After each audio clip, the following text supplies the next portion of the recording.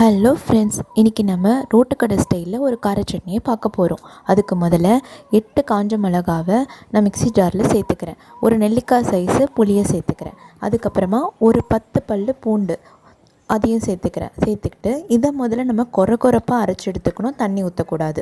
அதுக்கப்புறமா பார்த்திங்கன்னா 20 சாம்பார் வெங்காயம் தோல் உரித்து வச்சுருக்கேன்.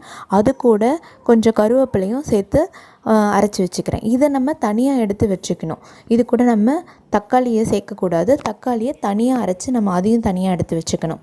இப்போ தனித்தனியாக அரைச்சி நம்ம தனித்தனியாக தாளிக்கும் போது டேஸ்ட்டு உங்களுக்கு சூப்பராக இருக்கும் ஃப்ரெண்ட்ஸ்.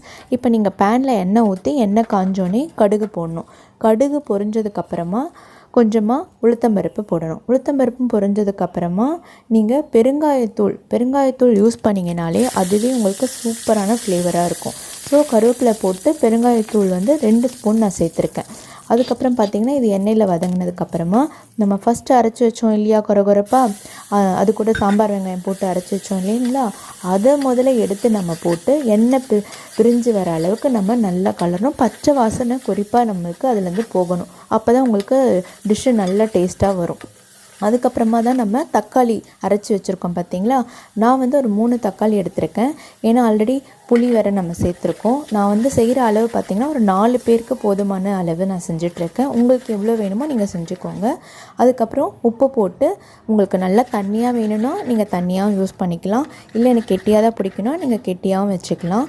நான் மிக்ஸி ஜாரில் தண்ணியை ஊற்றி தண்ணியை ஆட் பண்ணி கொதிக்க விடுறேன்.